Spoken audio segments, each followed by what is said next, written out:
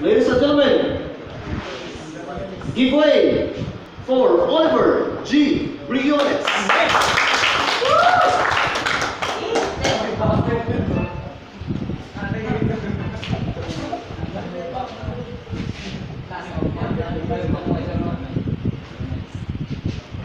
Good morning, everyone. By the way, I am Oliver Briones. I am coming from San Josefa, Agusan del Sur. I am graduated of junior high school and Zion National High School. I am curious about the issues of our society, the issues of our government. Maybe just because I am politics man someday, but I'm just joking. Before I start, I just want to say that I want to see the brighter smile to my respective audience, because I just want to know that the best stabilizer ever is just to smile, whatever it takes.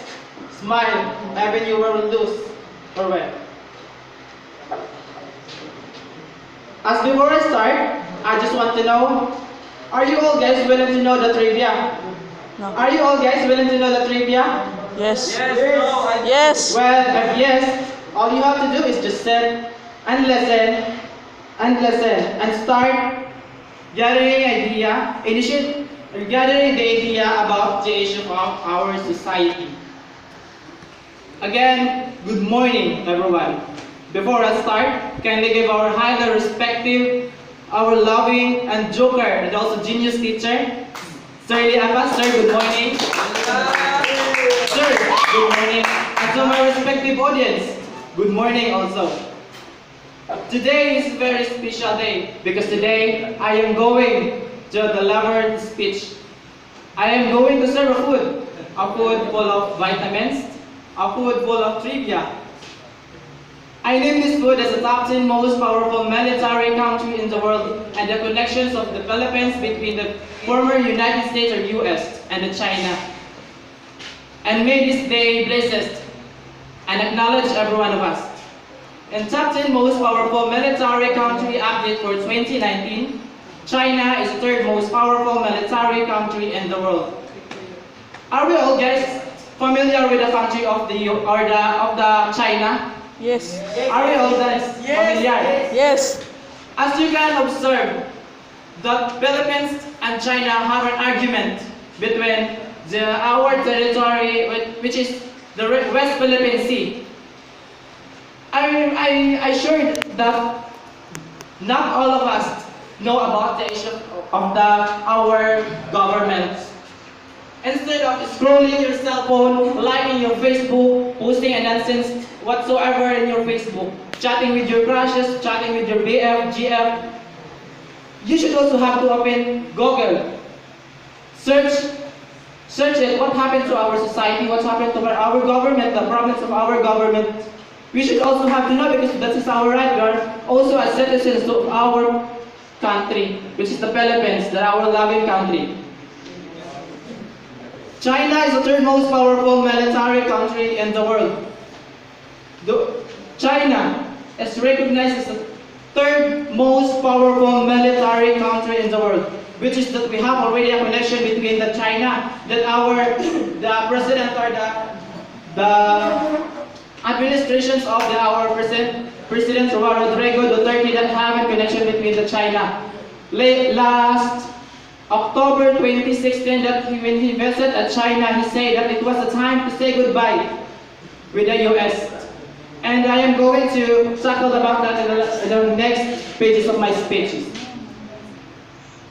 The US military has been recognized as the most powerful military in the world for 2018. And the China placed second and third, respectively, India, France, and the United Kingdom, South Korea, Japan, Turkey, and Germany. Most of the, or some of the countries I say here at Rome, that are the country recognized as the most top 10 powerful military country in the world. Which is I forgot to mention the Russia. Russia is a gigantic country. Gigantic land country in the world that is recognized as the second most powerful military country in the world. Huh? Rounded the top 10 most powerful military military country in the world for 2018. Let us proceed for the China. Did you know, all guys, that China has a 3 million plus of military personnel? Yes. 3,712,500 total military personnel, and compared by the Philippines has only 385,116. But that is not including by our active personnel. I mean, just we gonna total all the reserve active personnel of our country, reserve military personnel. We cannot also beat easily the China if they conduct a war with us. Do you think also why I am talking about war? Because is it because we have also an argument? That is what I said a while ago, which is the West Philippine Sea. We cannot beat the China. Is it because we do not have enough numbers of our military personnel compared by the China that have a huge amount or huge total amount number of military personnel? And the total aircraft of China, not included by the fighter aircraft, straight 2,955.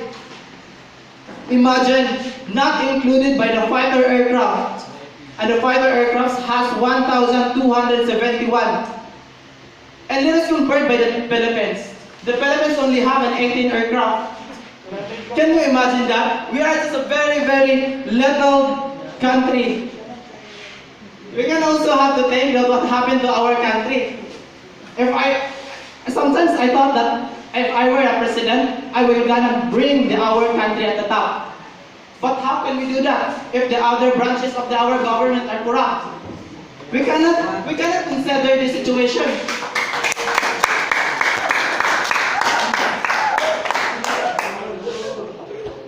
And the total aircraft of the Philippines is 18. You just always have to remember that a total combat of the China, combat tanks, imagine, combat tanks of the China is included by the updated news. Compared by the Philippines, haven't heard about the combat tanks. That 6,457 and has a defense budget an amount of 161.7 billion. And that amount of money, that is only for a defense budget, just in case there are a war. And let us compare by the Philippines. Philippines had only 3.7 billion or 161.7 billion pesos. Can we consider that? We are very small country that can easily beat by the other country. That news is updated by late 2018 and early 2019. My informative speech aims that Philippines had no capacity to conduct a war to fight our rights to our territory. And maybe that is why our President Duterte really want to have a better connection between the other country that really have enough power to beat the other country. And the question, why is China? Did you think that? Why is China? If there is the most powerful military in the world, which is United States, in that we already have a connection, but our president got it. Remember, why China? If there is the most powerful, top one, recognized as the top 10 most powerful military country in the world. Can you consider that? Why China? Okay, let's just have to continue.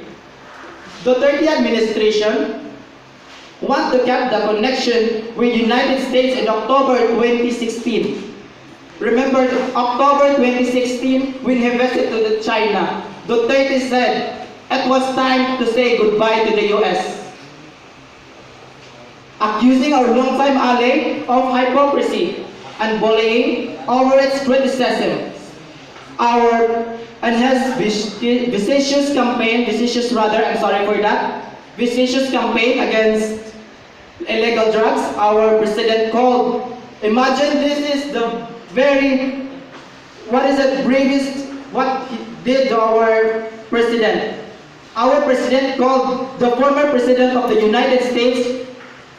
Did you still remember who is the former president of the United States? Si Barack Obama. Duterte called Barack Obama as a son of bitch. Son of bitch. Did you know what is son of bitch? Yes.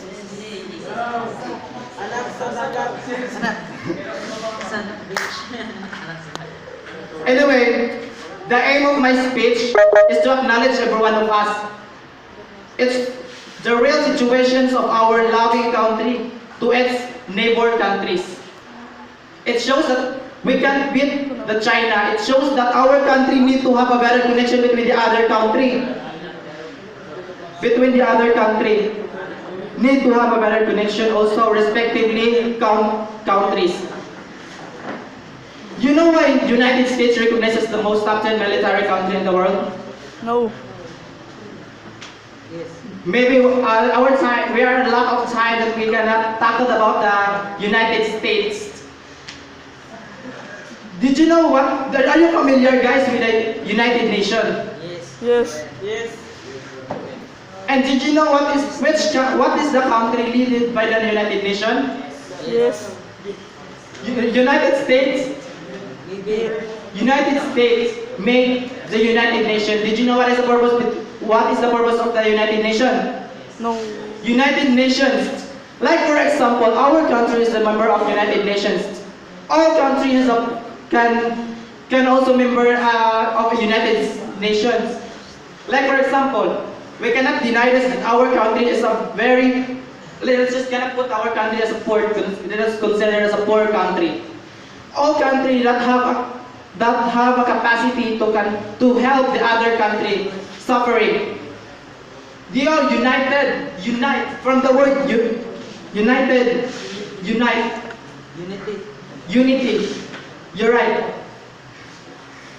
They can help to make improve the country, the other country.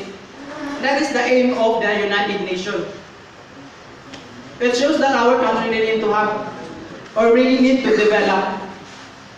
Before I end this, I just want to say thank you for listening. And thank you also for our teacher for having me this opportunity. Thank you everyone for your cooperation and it's my pleasant to be here up front.